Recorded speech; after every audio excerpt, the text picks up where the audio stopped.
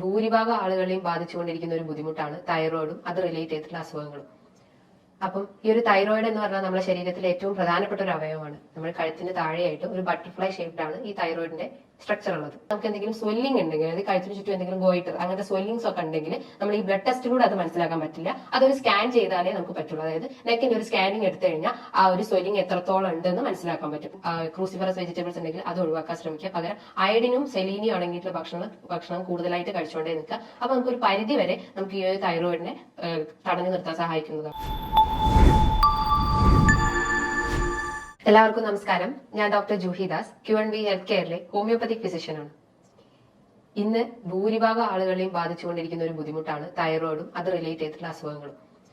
അപ്പം ഈ ഒരു തൈറോയിഡ് എന്ന് പറഞ്ഞാൽ നമ്മുടെ ശരീരത്തിലെ ഏറ്റവും പ്രധാനപ്പെട്ട ഒരു അവയവമാണ്. നമ്മുടെ കഴുത്തിന് താഴെയായിട്ട് ഒരു ബട്ടർഫ്ലൈ ഷേപ്ഡാണ് ഈ തൈറോയിഡിന്റെ സ്ട്രക്ചർ ഉള്ളത്.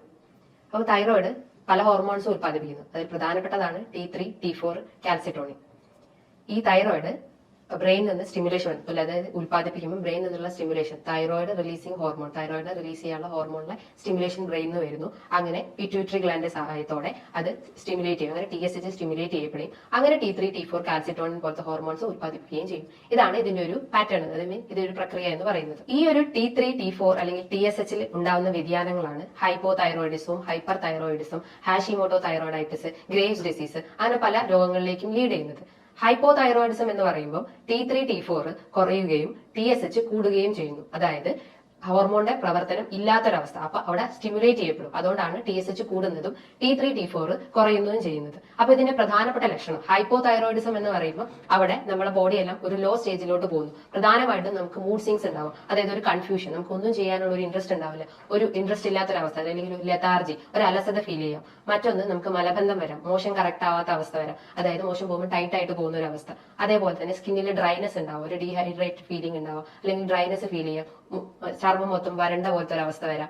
അതേപോലെ തന്നെ അമിതമായിട്ടുള്ള ക്ഷീണം, നമുക്ക് എപ്പോഴും ഉറങ്ങണം എന്നുള്ളൊരു ടെൻഡൻസി വരും. അമിതമായിട്ടുള്ള ക്ഷീണം വരുവാണെങ്കിലും ഹൈപ്പോ തൈറോയിഡിസം ആണെന്ന് മനസ്സിലാക്കാം. അതേപോലെ തന്നെ ഹൈപ്പോ തൈറോയിഡിസിന്റെ മറ്റു ലക്ഷണങ്ങളാണ് മുടി കൊഴിയുക, അതായത് മുടി പൊട്ടിപ്പൊഴിഞ്ഞ് മുടി കൊഴിയുന്ന ഒരവസ്ഥ. അതുപോലെ വിശപ്പ് കുറയുക, നമുക്ക് അപ്പറ്റൈറ്റ് വളരെ കുറഞ്ഞു പോകുന്ന അവസ്ഥയും അങ്ങനെ കോൺസ്റ്റിപ്പേഷനിലേക്കൊക്കെ ലീഡ് ചെയ്യാനുള്ള ഒരു ചാൻസ് ഉണ്ട്. അതേപോലെ തന്നെ അമിതമായിട്ടുള്ള ക്ഷീണം, വെയിറ്റ് കൂടാം, അതായത് ഹൈപ്പോ തൈറോയിഡ് ഉള്ള ആളുകൾക്ക് വെയിറ്റ് കൂടാനുള്ള ഒരു ടെൻഡൻസി ഉണ്ട്. പക്ഷേ ഹൈപ്പർ തൈറോയിഡിസം നോക്കുമ്പോൾ വെയിറ്റ് കുറയുന്ന ഒരു ചാൻസ് ആണ് കാണുന്നത്. ഇതേപോലെ തന്നെയാണ് മറ്റൊന്നാണ് ഹൈപ്പർ തൈറോയിഡിസം. ഹൈപ്പോ തൈറോയിഡിസം ഞാൻ നേരത്തെ പറഞ്ഞു, TSH കൂടുന്നു. ഹൈപ്പർ തൈറോയിഡിസം ആണെങ്കിൽ ഇവിടെ TSH കുറയുന്നു. അതായത് ഓവർ ആയിട്ടുള്ള ഹോർമോൺ പ്രൊഡക്ഷൻ ആണ് ഇവിടെ വരുന്നത്. അപ്പം TSH എന്ത് പറയുന്നു, അത് കുറയ്ക്കാൻ നോക്കുന്നു. അപ്പൊ ഇവിടെ TSH കുറയും, T3, T4 കൂടുകയും ചെയ്യുന്നു. അപ്പൊ ഇതിന്റെ പ്രധാനമായിട്ടുള്ള ലക്ഷണം എന്ന് പറഞ്ഞു കഴിഞ്ഞാൽ ക്ഷീണം ഉണ്ടാവാം. അതേപോലെ തന്നെ നമുക്ക് മറ്റേ കേസിൽ പറയുമ്പോൾ കോൺസ്റ്റിപ്പേഷൻ, ഇവിടെയാണെങ്കിൽ മലബന്ധമല്ല, നമുക്ക് വയറിളകുന്ന പോലെ ഒരു ഡയറിയ ഫീലിങ്സ് വരാം. അതേപോലെ അമിതമായിട്ടുള്ള ക്ഷീണം, വെയിറ്റ് കുറയാം.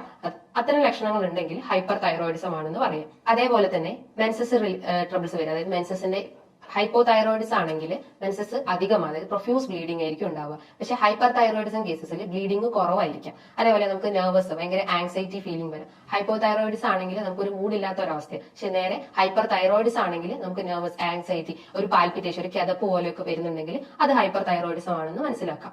ഇനി ഹൈപ്പർ തൈറോയിഡിസം അല്ലെങ്കിൽ ഹൈപ്പോ തൈറോയിഡിസം ഇത്തരം ലക്ഷണങ്ങൾ ഉണ്ടെങ്കിൽ നമ്മൾ ഒരു സ്കാനിങ്ങോ അല്ലെങ്കിൽ ബ്ലഡ് ടെസ്റ്റോ ഒക്കെ ചെയ്യേണ്ടതാണ്. ബ്ലഡ് ടെസ്റ്റ് എന്ന് പറയുമ്പോൾ പ്രധാനമായിട്ടും തൈറോയിഡ് ഫംഗ്ഷൻ ടെസ്റ്റ്. അതിന്റെ അകത്താണ് T3, T4, TSH ഇത്തരം ഹോർമോൺസിന്റെ വാല്യൂസ് നോക്കി കഴിഞ്ഞ് കഴിഞ്ഞാൽ നമുക്ക് ഹൈപ്പർ ആണോ ഹൈപ്പോ ആണോ എന്ന് മനസ്സിലാക്കാം. ഹൈപ്പർ തൈറോയിഡിസം ആണെങ്കിൽ T3, T4 കൂടുകയും TSH കുറയുകയും ചെയ്യുന്നു. ഹൈപ്പോ തൈറോയിഡിസം ആണെങ്കിൽ TSH കൂടുകയും T3, T4 കുറയുകയും ചെയ്യുന്നു. അത്തരം വാല്യൂസ് നോക്കിയിട്ട് നമുക്ക് ഹൈപ്പർ ആണോ ഹൈപ്പോ ആണോ എന്ന് നോക്കാം. കുറച്ചുകൂടി അഡ്വാൻസ്ഡ് ആയിട്ടുള്ള ടെക്നോളജി ആണെങ്കിൽ ഫ്രീ T3, T4 നമുക്ക് നോക്കാവുന്നതാണ്. ഇനി നമുക്ക് എന്തെങ്കിലും ആന്റിബോഡി ടെസ്റ്റും ചെയ്യാവുന്നതാണ്. അതേപോലെ TPO ഇത്തരം ആന്റിബോഡി ടെസ്റ്റുകൾ ഉണ്ടെങ്കിലും അതും ഈ ഒരു തൈറോയിഡിന്റെ ടെസ്റ്റ് ആയിട്ട് പറയുന്നു.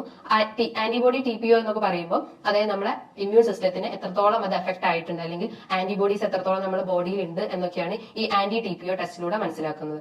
അതേപോലെ തന്നെ മറ്റേ നമുക്ക് എന്തെങ്കിലും സ്വെല്ലിംഗ് ഉണ്ടെങ്കിൽ, അതായത് കഴുത്തിന് ചുറ്റും എന്തെങ്കിലും ഗോയിറ്റർ അങ്ങനത്തെ സ്വെല്ലിങ്സ് ഒക്കെ ഉണ്ടെങ്കിൽ നമ്മൾ ഈ ബ്ലഡ് ടെസ്റ്റിലൂടെ അത് മനസ്സിലാക്കാൻ പറ്റില്ല. അതൊരു സ്കാൻ ചെയ്താലേ നമുക്ക് പറ്റുള്ളൂ. അതായത് നെക്കിന്റെ ഒരു സ്കാനിങ് എടുത്തു കഴിഞ്ഞാൽ ആ ഒരു സ്വെല്ലിംഗ് എത്രത്തോളം ഉണ്ടെന്ന് മനസ്സിലാക്കാൻ പറ്റും. അതേപോലെ നമുക്ക് എന്തെങ്കിലും തൊട്ട് നോക്കുമ്പോൾ എന്തെങ്കിലും പെയിൻ ഫീൽ ചെയ്യുകയാണെങ്കിൽ, അതായത് ഓവർ ആയിട്ടുള്ള സ്വെല്ലിംഗ് ഉണ്ടെങ്കിൽ നമ്മളൊരു FNAC ചെയ്യുന്നതാണ്. അതായത് ക്യാൻസർ സ്റ്റേജ് ആണോ അല്ലയോ എന്നൊക്കെ ഈ ഒരു FNAC എന്ന് മനസ്സിലാക്കാം. FNAC എന്ന് പറഞ്ഞു കഴിഞ്ഞാൽ ഫൈൻ നീഡിൽ ആസ്പിരേഷൻ സൈറ്റോളജി എന്ന് പറയും. അതിന് പല ഗ്രേഡുകളുണ്ട്. ടിറാഡ് സ്റ്റേജ് എന്നാണ് അതിന് പറയാം. അങ്ങനെ 4 ഗ്രേഡ് ഒക്കെ ആയിട്ടാണ് ഈ ടിറാഡ് സ്റ്റേജിനെ തരംതിരിച്ചിട്ടുള്ളത്. അപ്പൊ ഏത് സ്റ്റേജ് ആണെന്ന് ഈ ഒരു FNAC യുടെ മനസ്സിലാക്കാൻ പറ്റും. ഇത്തരം ലക്ഷണങ്ങൾ ചിലപ്പോൾ നമുക്കൊരു ആദ്യം തുടക്കത്തിലൊന്നും ചിലപ്പോൾ കാണിച്ചെന്ന് വരില്ല. പക്ഷെ ഒരു സ്റ്റേജ് കഴിഞ്ഞ് കഴിഞ്ഞാലാണ് നമുക്ക് അമിതമായിട്ടുള്ള ക്ഷീണം അല്ലെങ്കിൽ വെയിറ്റ് കുറയുന്നതും വെയിറ്റ് കൂടുന്നതും ഡ്രൈനസ് ഉണ്ടാവുന്നതും അല്ലെങ്കിൽ മലബന്ധം അല്ലെങ്കിൽ വയറിളക്കം ഇത്തരം ലക്ഷണങ്ങൾ ഉണ്ടെങ്കിൽ നമുക്ക് ഒരു ബ്ലഡ് ടെസ്റ്റ് ചെയ്തിട്ട് തന്നെ അത് അറിയാൻ പറ്റുള്ളൂ. അല്ലാതെ ജസ്റ്റ് ഒരു ഡയറക്റ്റ് ഒരു ഇത് കണ്ടു കഴിഞ്ഞാൽ നമുക്ക് മനസ്സിലാക്കാൻ പറ്റില്ല. ചിലപ്പോൾ അത് വൈറ്റമിൻ ഡിന്റെ കുറവുണ്ടാവാം, അല്ലെങ്കിൽ കാൽഷ്യ കുറവുണ്ടാവാം, അല്ലെങ്കിൽ രക്തക്കുറവുണ്ടാവാം. അപ്പോൾ ഇത്തരം പ്രശ്നങ്ങൾ ഉണ്ടെങ്കിൽ നമ്മളൊരു ബ്ലഡ് ടെസ്റ്റ് ചെയ്തേ മതിയാവുള്ളൂ, അല്ലെങ്കിൽ ഒരു സ്കാനിങ്ങിലൂടെ ഒക്കെ നമുക്ക് മനസ്സിലാക്കാൻ പറ്റും. അപ്പൊ അത് ഹൈപ്പർ ആണോ ഹൈപ്പോ ആണോ അല്ലെങ്കിൽ മറ്റെന്തെങ്കിലും ബുദ്ധിമുട്ടാണോ എന്നൊക്കെ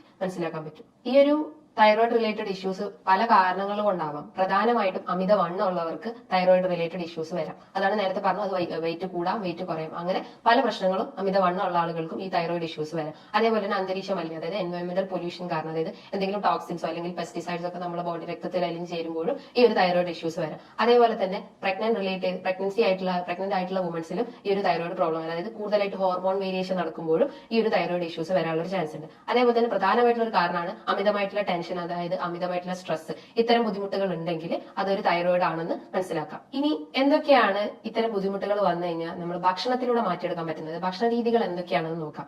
അപ്പം പണ്ട് നമ്മൾ പല ദൂരദർശനിലൊക്കെ പല ആഡുകൾ കാണാറുണ്ട്. ഈ അയോഡിന്റെ അളവ് കുറഞ്ഞു കഴിഞ്ഞാൽ ഗോയിറ്റർ വരാം, അല്ലെങ്കിൽ ഹൈപ്പോതൈറോയിഡ്സ് ആവാം, ഹൈപ്പർ തൈറോയിഡ്സ് ആവാം എന്നൊക്കെ പറഞ്ഞു കേട്ടിട്ടുണ്ട്. അപ്പം പ്രധാനമായിട്ടും നമ്മൾ സാൾട്ടിന്റെ ഇൻടേക്ക് കുറഞ്ഞു കഴിഞ്ഞാലും ഈ ഒരു തൈറോയിഡ് ഇഷ്യൂസ് വരാനുള്ള ഒരു ചാൻസ് ഉണ്ട്. അപ്പൊ ഡെയിലി ഒരു 1-1.5 ടീസ്പൂൺ മാത്രമേ നമ്മൾ സാൾട്ട് എടുക്കാൻ പാടുള്ളൂ. അത് അധികമായി കഴിഞ്ഞാലും കുറഞ്ഞു കഴിഞ്ഞാലും തൈറോയിഡ് ഇഷ്യൂസ് വരാം. അതേപോലെ തന്നെ ഗ്ലൂട്ടൻ അടങ്ങിയിട്ടുള്ള ഡയറ്റ്, അതായത് ഗ്ലൂട്ടൻ അടങ്ങിയിട്ടുള്ള ഭക്ഷണങ്ങൾ കൂടുതലായിട്ട് കഴിക്കുമ്പോഴും, ഗ്ലൂട്ടൻ എന്ന് പറഞ്ഞു കഴിഞ്ഞാൽ ഒരു പ്രോട്ടീൻ ആണ്, അതായത് ഈ ആട്ട, മൈദ, റവ അതിലൊക്കെ കാണപ്പെടുന്ന ഒരു പ്രോട്ടീൻ ആണ്. അത് അധികമായിട്ട് എടുക്കുമ്പോഴും ഈ ഒരു തൈറോയിഡ് പ്രോബ്ലംസ് വരാം. അതേപോലെ തന്നെ മിൽക്ക് അതായത് പാലുൽപ്പന്നങ്ങൾ എടുക്കുമ്പോഴും തൈറോയിഡ് ഇഷ്യൂസ് വരാം. അപ്പൊ അത്തരം ബുദ്ധിമുട്ടുകൾ, അത്തരം ഡയറ്റ് ഉണ്ടെങ്കിൽ അത് കഴിവതും ഒഴിവാക്കാൻ ശ്രമിക്കുക. അതേപോലെ മില്ലറ്റ് എന്ന് പറയുമ്പോൾ ഈ റാഗി അല്ലെങ്കിൽ ചോളം, തീന ഇത്തരം ഭക്ഷണങ്ങൾ ഉണ്ടെങ്കിൽ അതും എടുക്കുമ്പോൾ നമുക്ക് തൈറോയിഡ് വരാനുള്ള ഒരു ചാൻസ് ഉണ്ട്. ഇന്ന് പലർക്കും ഉള്ള ഒരു സംശയമാണ് ക്യാബേജ് അഥവാ ക്രൂസിഫറസ് വെജിറ്റബിൾസ് ഒക്കെ തൈറോയിഡ് പേഷ്യൻസിന് കഴിക്കാൻ പറ്റുമോ? അപ്പൊ പണ്ടുള്ള പഠനങ്ങൾ പറയുന്നതെന്ന് വെച്ചാൽ ക്രൂസിഫറസ് വെജിറ്റബിൾസ് അല്ലെങ്കിൽ ക്യാബേജ് ഒക്കെ നമ്മൾ അയോഡിൻ വലിച്ചെടുക്കുകയും അങ്ങനെ തൈറോയിഡ് ഇഷ്യൂസ് വരാനുള്ള ചാൻസ് ഉണ്ടെന്ന് പറയുന്നു. പക്ഷേ നമുക്ക് കഴിക്കാം, അതായത് നമ്മളത് കുക്ക് ചെയ്ത് കഴിക്കുന്നതാണ് ഏറ്റവും നല്ലത്. അതായത് ഫ്രഷ് ആയിട്ട് കഴിക്കുന്നതിന് പകരം ഭക്ഷണത്തിൽ നന്നായിട്ട് കുക്ക് ചെയ്തിട്ട് നന്നായി ബോയിൽ ചെയ്തിട്ട് കഴിക്കുകയാണെങ്കിൽ നമുക്ക് തൈറോയിഡ് പ്രോബ്ലംസ് വരില്ല. അമിതമായിട്ട് എടുക്കുകയാണെങ്കിൽ മാത്രമേ ഈ ഒരു തൈറോയിഡ് ഇഷ്യൂസ് വരാനുള്ള ചാൻസ് ഉള്ളൂ. ഇനി എന്തൊക്കെയാണ് നമ്മൾ കഴിക്കേണ്ട ഭക്ഷണങ്ങൾ എന്ന് നോക്കാം. ഞാൻ നേരത്തെ പറഞ്ഞു, അയോഡിൻ അടങ്ങിയിട്ടുള്ള ഭക്ഷണങ്ങൾ നന്നായി കഴിക്കുക, അതായത് സാൾട്ട് ഇൻടേക്ക് കൂട്ടുക.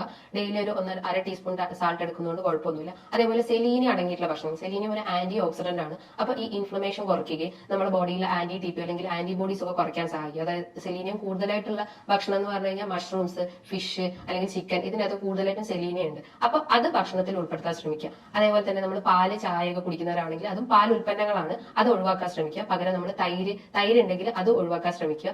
അതേപോലെ തന്നെ നമ്മൾ എന്തെങ്കിലും ക്രൂസിഫറസ് വെജിറ്റബിൾസ് ഉണ്ടെങ്കിൽ അത് ഒഴിവാക്കാൻ ശ്രമിക്കുക. പകരം അയഡിനും സെലീനിയും അടങ്ങിയിട്ടുള്ള ഭക്ഷണം കൂടുതലായിട്ട് കഴിച്ചുകൊണ്ടേ നിൽക്കുക. അപ്പൊ നമുക്കൊരു പരിധി വരെ നമുക്ക് ഈ ഒരു തൈറോയിഡിനെ തടഞ്ഞു നിർത്താൻ സഹായിക്കുന്നതാണ്. ഇങ്ങനെ ഭക്ഷണത്തിലൂടെ തന്നെ നമുക്ക് ഒരു പരിധി വരെ ഈ ഒരു തൈറോയിഡ് പ്രോബ്ലംസ് മാറ്റിയെടുക്കാം. ഭക്ഷണത്തോടൊപ്പം തന്നെ നമ്മൾ നന്നായിട്ട് എക്സസൈസ് മെയിൻറ്റെയിൻ ചെയ്യുക, ബോഡി വർക്കൗട്ട് ചെയ്യുക, അല്ലെങ്കിൽ മറ്റെന്തെങ്കിലും വർക്കൗട്ട്സ് ഒക്കെ ചെയ്യുക. അങ്ങനെ പല വർക്കൗട്ട്സ് ഒക്കെ ചെയ്യുമ്പോഴും അതേപോലെ തന്നെ ഡയറ്റ് മെയിൻറ്റെയിൻ ചെയ്യുമ്പോഴും നമുക്ക് ഈ ഒരു തൈറോയിഡിന്റെ പ്രോബ്ലംസ് കുറയ്ക്കാം. തൈറോയിഡിന്റെ ഒപ്പം തന്നെ നമുക്ക് വൈറ്റമിൻ ഡിന്റെ പ്രശ്നം ഉണ്ടെങ്കിൽ വൈറ്റമിൻ ഡി സപ്ലിമെന്റ്സ് എടുക്കാവുന്നതാണ്. ഡെയിലി ഒരു മന്ത്ലി ഒരു 60K അല്ലെങ്കിൽ വീക്കിലി ഒരു 60K യൂണിറ്റുള്ള വൈറ്റമിൻ ഡി സപ്ലിമെന്റ്സ് എടുക്കാവുന്നതാണ്. ഡെയിലി ആണെങ്കിൽ ഒരു 600 ഇന്റർനാഷണൽ യൂസ് സപ്ലിമെന്റ്സ് എടുക്കുന്നതുമാണ്.